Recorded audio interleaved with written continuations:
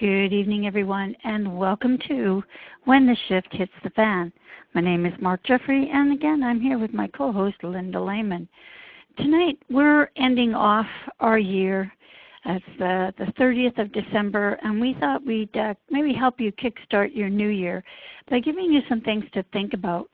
The 6 foundational habits that lead to success. And we're not in any way saying that this is the only thing you need to be successful. We are going to share with you over the next few weeks the attributes, the steps, the foundations, the things that you actually need to be successful, not only in your personal lives, but particularly in your business. And because we coach so many entrepreneurs out there, a lot of this is going to be geared directly towards you. So we want to take some time tonight to, make sure that you have the foundation that you need and have a clear space in your head where you can assimilate all this and work through it over the next little while. So I'm going to quickly just go through the different things that we're going to be talking about tonight, and then we're going to go through them one by one and give you a little bit of a fleshing out on some of these ideas. So basically, the 6 foundations habits. Okay, there's a lot of steps that we're going to be taking later on, but these are the habits that you actually have to acquire that are going to help you in your success. And that's starting with the end in mind and using your eyes and all of your senses. And if what you're doing is not working, trying something else. Building and maintaining rapport with not only yourself, but others. And operating from a state of excellence. And then, of course, the big one in the ball game, taking action. So I'm just going to start us off here with the first one that I really think is the most important thing. I know it is for me, and it's starting with the end in mind, because you always have to know your outcome before you can start anything. That's just the way it's going to work out. If you started off with, I'll give you an example, I'm going to knit. So you pick up 2 needles and you pick up a ball of wool and knit away. Well, if you don't have an idea of what you're going to be knitting, you're just going to be knitting one long thing of 1 knit each to make a rope. That's what's going to end up. Now, that may not, you might have wanted to make a scarf or a hat or mittens. So we always have to know what the end result is going to be before we can take any action at all. So we have to define our outcomes appropriately and know all of the necessary steps into achieving it, because that way you're more than likely able to reach your goal. Now, for me, I talked about this morning on the Factor 7 Chronicles. For me, I have a journal that I write every year. The beginning of the year, I sit with about the first 5 pages that are not dailies. I write all of the things, every single thing that I want to accomplish in the coming year. And then I map out a plan, like what could I accomplish in 12 months, what could I accomplish in 11, and I keep backing it up till I have day 1 available to me to take the action on. And that helps me, because when I get to day 7 or 8, and I might be a little, out of sorts about things, it allows me to check and balance myself. And I know, Linda, you got some great ideas that you also use for starting with this. So why don't you also share them with our listeners? Sure, absolutely, Mark. I'd be happy to. You hit the nail on the head, first of all, and that is to write it down. Write down what that outcome is that you want to achieve, or that goal, or whatever it is that you're wanting to accomplish by the end of the year. Or it may be a shorter term goal, Mark. We don't always have to focus on what do we want to accomplish by the end of the year. What do we want to accomplish next month or next week? But we need to write it down, and we need to be specific. Now, I have a journal that I write in, but I also have a notebook. And I have dividers in that notebook, and I actually determine what I want. And I know that we're going to get into this in our series beginning in January, but I actually split out what I want to accomplish into different categories, like with my health, which was a huge huge assistance to me this last year. And then again with my finances, my career, business, personal things, and things like that. So I dedicate one page and I write out what it is that I want. Again, it's that end in mind. And Mark, I know that you can't stress this enough, and neither can I. Not only do we need to write this down, but we want to be specific. Because if we're vague, we're only going to get vague results. But if we're specific, then we have a true target to shoot for. Exactly. It's one thing to say, you know, I'm going to hit the dartboard compared to I'm going to hit in the number 1. Right? I mean, exactly. So you guys can get that mental image in your head.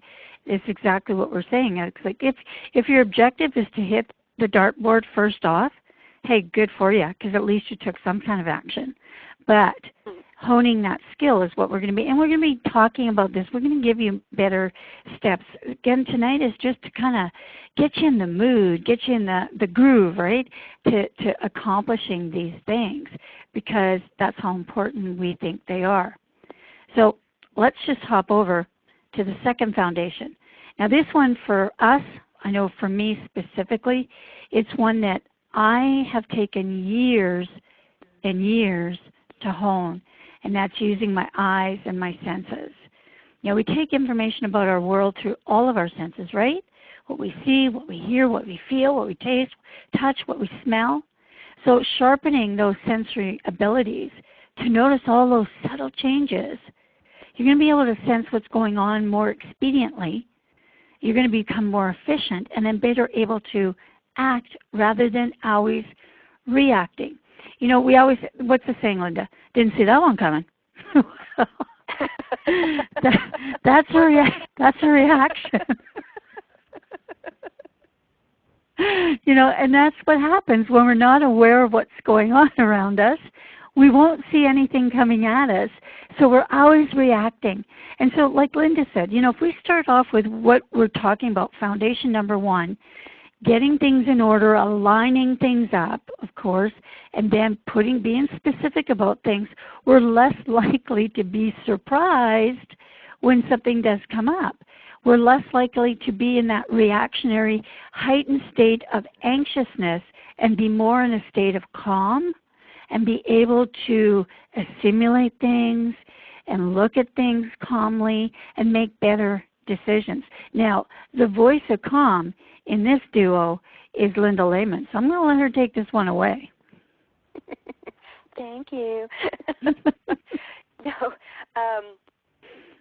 One of the key teaching points that I learned many years ago from my mentor, Bob Proctor, is it puts this being aware of our environment and how our senses feed information to us. And so I want to give our listeners a little bit of a visual here. Just picture all of your senses, you know, your ability to see, hear, smell, taste, and touch, and picture these like little antennae sticking up out of the top of your head. And what happens is that your senses collect, as Mark said, all of this information coming at you from this environment that we live in. And it actually feeds this information into the piece of your mind, what we call your conscious mind. In other words, your conscious mind is what you're using to listen to us right now. But your conscious mind, for so many people, is incredibly underused. Because within your conscious mind, you have the ability to choose what you're going to pay attention to, what you're going to internalize, or what you're going to reject. And that's what, you know, that's the capability that you use when you decide if you're going to react to something, like, oop, I didn't see that coming, or if you're going to absorb the information but then rationally respond to it. And you do this within your conscious mind. You have this wonderful mental muscle called perception. So you can choose how you see things as well as actually being aware that you're seeing something. And it's your perception that you use to be able to adjust those things that you see into something that fits into the goal or the end that you have in mind instead of just doing an immediate reaction. Mark, it's kind of like when you're sitting at home. Let's just say you had a great day. an absolutely fabulous day working your business.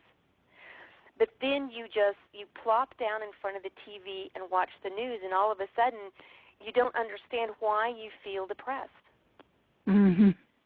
Well, it's because you've just allowed the sensory overload. You've allowed all of this negative information that you've heard from the news just freely plant itself in your conscious mind, and you didn't do anything about it. You didn't say, "Oop, I'm going to push that aside," or, "Oh, that's too bad, but I'm not going to internalize this information." Instead, you just let it all soak in, and instead of taking the responsibility to choose which ones you were going to respond to and which ones you were going to push aside.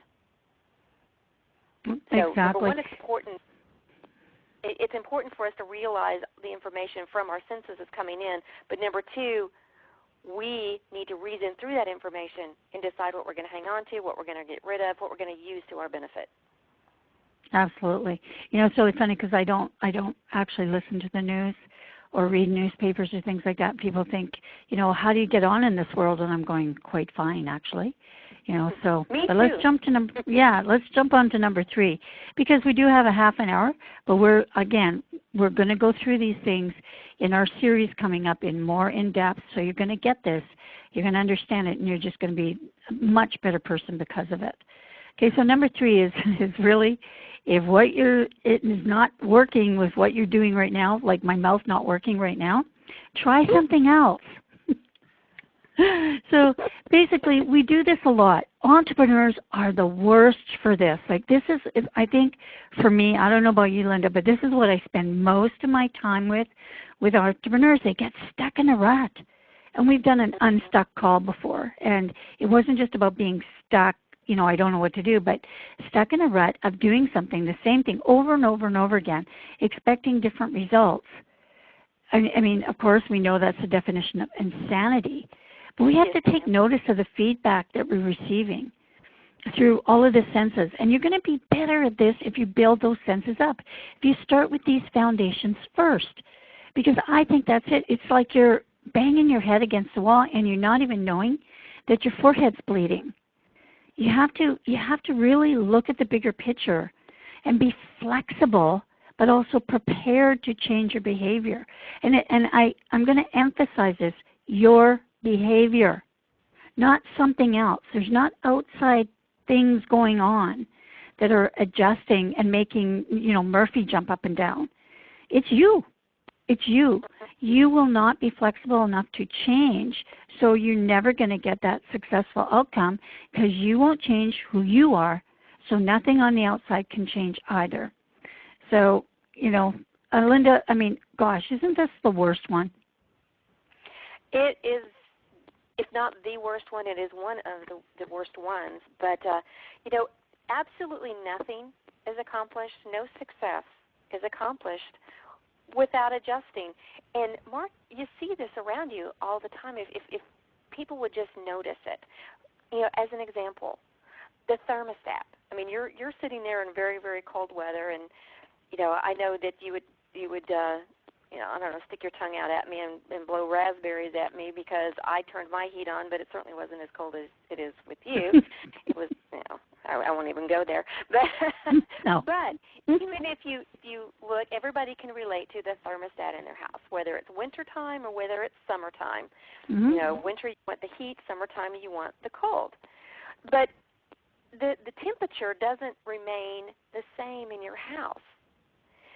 The thermostat kicks on and makes an adjustment when the temperature falls either below or above the specified temperature that you want. And you can kind of look at the temperature that you want, let's just say 72 degrees. You want it to be 72 degrees in your house. So you set the thermostat, you set the goal at 72 degrees.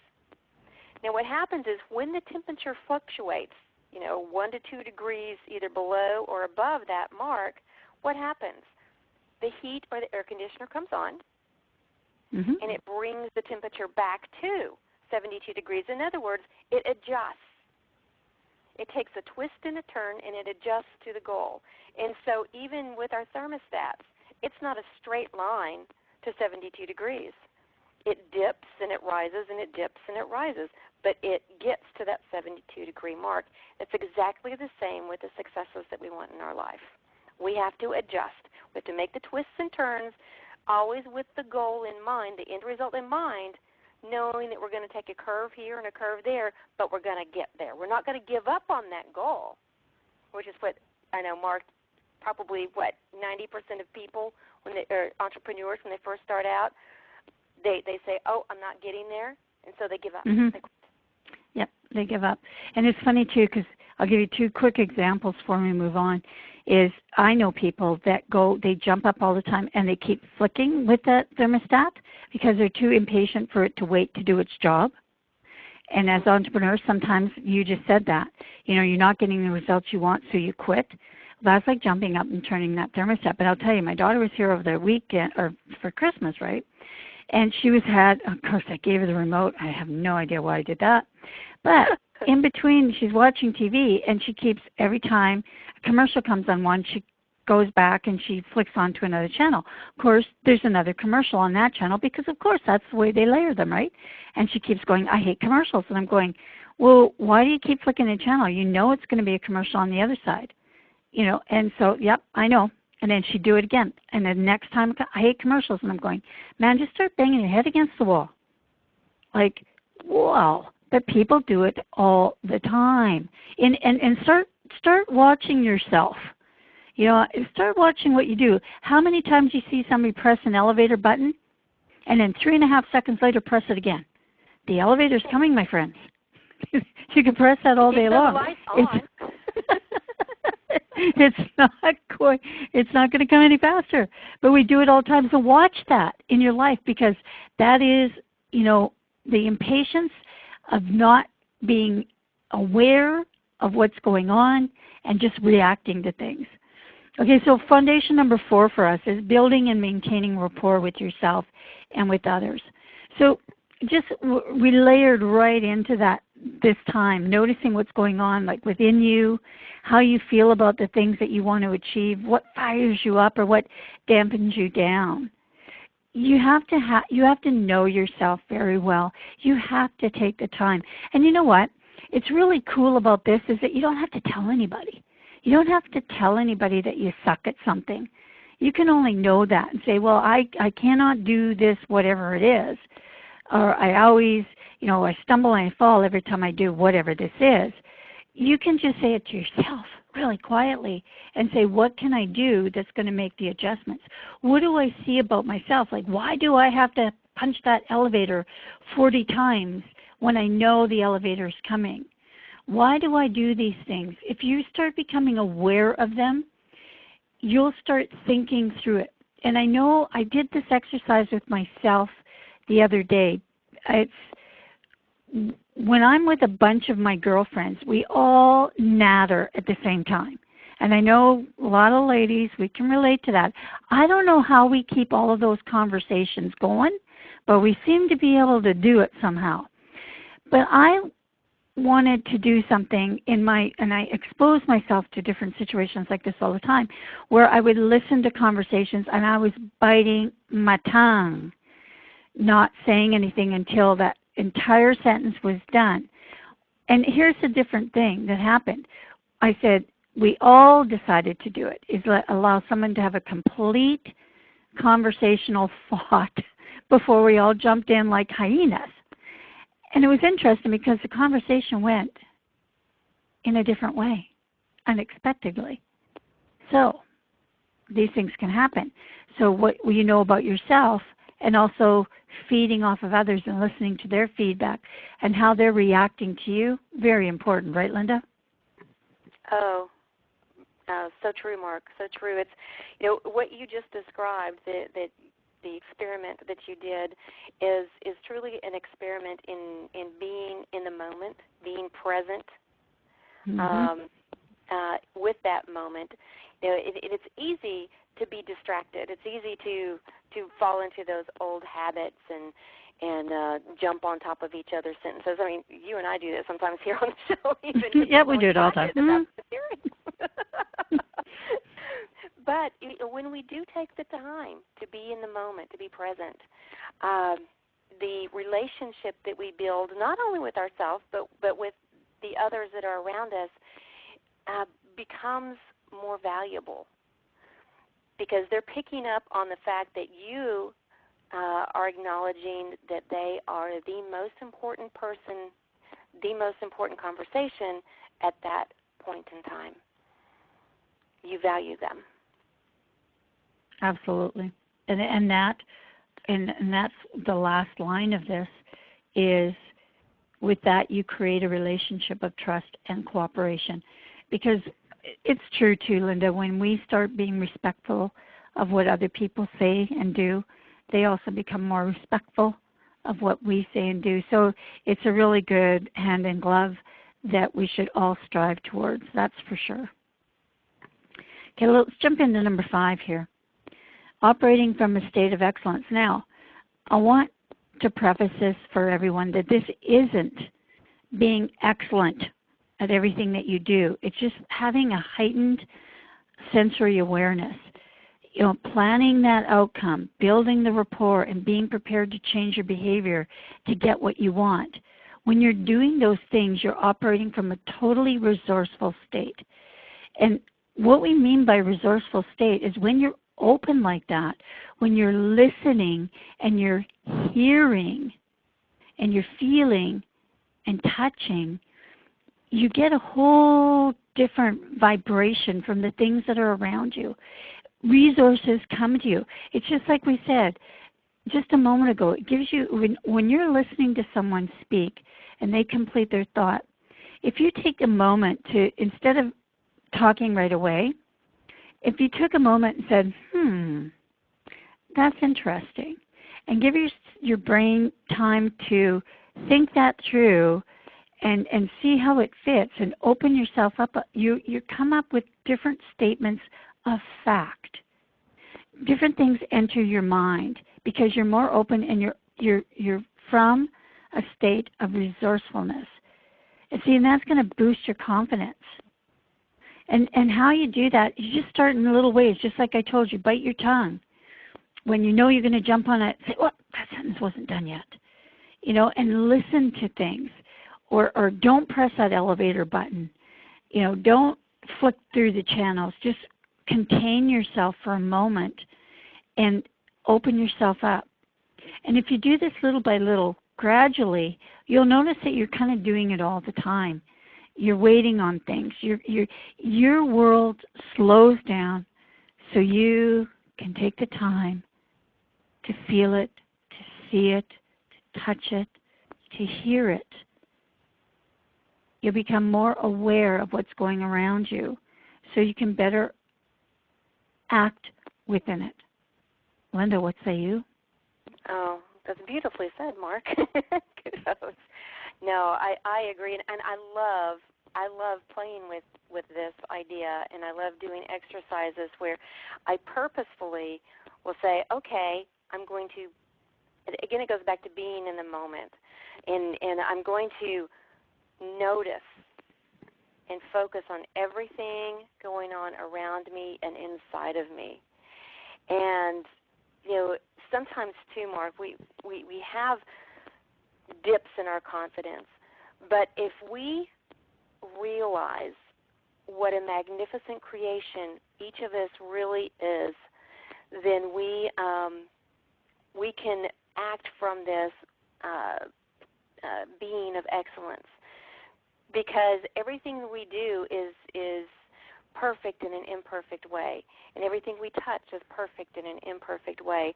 And so when we take that and feed it to ourselves, and we have this wonderful confidence that, okay, you know, I am operating from excellence. It's my intention to give my very best. And I'm going to be this successful entrepreneur that I have my goal set. Because we have to be that first. We have to feel ourselves in that role as the successful entrepreneur before we can become it in this physical environment. It's all built in our mind, within us first, in the way we think about ourselves, the way we feel about ourselves. It's built there first. Just like it was Michelangelo Mm-hmm. who said, no, I'm sorry, it was Van Gogh who said, I dream my painting and then I paint my dream. So he saw the paintings and felt the paintings inside of himself first, and then he painted the painting. You must be first, and then you can become that success that you envision for yourself. Exactly, and you'll never become a winner unless you can first see yourself as being a winner.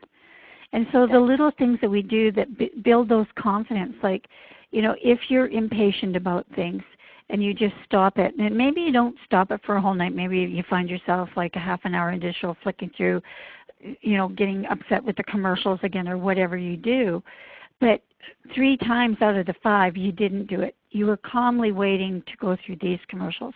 Or you got up and did yourself a favor by running around the room 100 times and got your exercise in, being that winner that you are. But again, you'll never be anything unless you can first see yourself as being that. Because otherwise, it will go right back to the first thing tonight. If you don't have that goal in mind, I am a winner, I can see myself being a winner, then we're back at square one, foundation number 1 again. And it's okay if that's you as well. Start at number 1 again. These are ones that you can run through. And remember, I told you I just did this exercise the other day. I've been studying this for most of my life, so it's fine. It's fine. Start little. Grow to be big. And number 6 is always the big one on my list, and that's taking action. Because without any action, of course, there's going to be no results. An idea is just a notion until an action happens. See, and it's one thing to get ready and set. We do that a lot. As human beings, I see we do that a lot. I'm going to do this. I'm going to do this. I'm ready to do this. Here I go doing this, and nothing. Nothing. So be prepared. Prepare yourself. The best that you can be prepared. And then have faith. Have faith in you. You. Not other things, just you.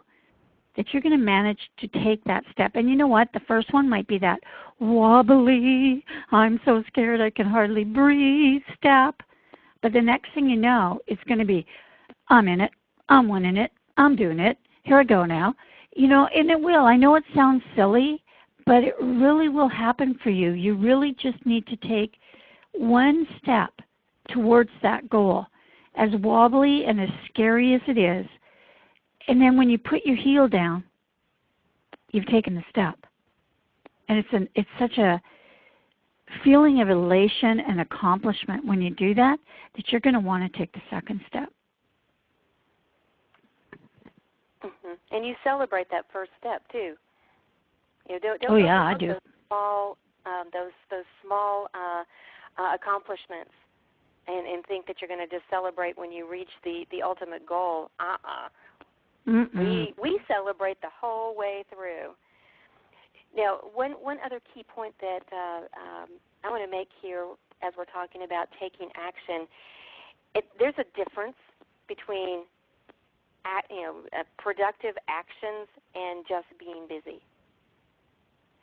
And sometimes when people, especially when people are first starting out, they may come to the end of the day and they go, wow, I've been really busy. But when they go back and look, it's just been little things that didn't take them any closer, didn't take them through that step that got them closer to the success that they wanted to achieve. It was just truly, truly busy work. And that, Mark, is a form of procrastination. So we want to make sure that I know one thing that I do is start out my day. I make a list of like 6 productive actions I can take that will take me closer to that goal that I have set for myself. And so I'll take those actions, and those are the important actions instead of the non-important actions to take. And it also means, too, as we're taking these actions, sometimes it means saying no to things that won't take us closer to the success that we're looking for. Yep, absolutely. What I think of is think of yourself as a big mogul. And these guys, right, the CEO of a big company, they have people, right, that keep them in line. Like they have their administrative assistant and the marketing manager and all of these people that says, oh, you've got a meeting in 5 minutes. You've got to close this off. You've got to be there. You have to have this done. I need your okay on this. You are that, all of those people. When you're an entrepreneur, you're all of those people rolled into one. If you're a mom, you're all of those people rolled into one. You're all of those people. So like Linda said, if you break it out, and I really like that idea, Linda. I know we're going over here for a couple minutes, but that's okay. We won't tell anybody. I really like your idea of segregating things out into the different departments of life, because I actually believe that's, going to be more manageable for most people. And I mean, I know how I do things is I have my day. I have my finance day, interestingly enough. And that I sit down, I'm going, okay, I'm going through all my books, I'm doing all my stuff.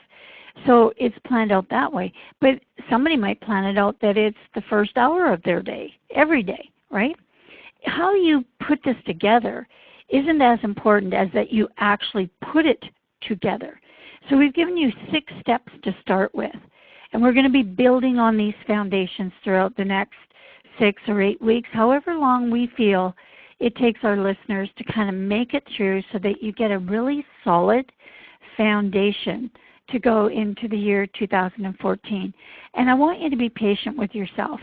I mean, that's really important. I guess that should be number 7 if it comes up here, is be patient with yourself. Be forgiving of yourself, but not so forgiving, like Linda said, that you find yourself wandering over to the TV when, you should be working on your blog post or writing in your journal or doing things like that. And again, the last word is always for my co-host to close out our show. So Linda, what say you tonight? Thank you, Mark. Well, there's going to be things that happen that you won't really be prepared for. There's going to be challenges that you didn't anticipate as you're striving for your goals. And my suggestion is to embrace these challenges as opportunities to grow and to learn. Hit the reset button. Get back up on that horse and think of a different strategy from a new perspective and realize how truly powerful you are. And through that power, step boldly toward your dreams. So, Mark, that's what I have to say tonight. Well, Linda, I think that's a powerful statement. Step boldly, my friends, towards your dreams, for sure. And from Mark here in very cold Canada, I'm going to bid you adieu tonight.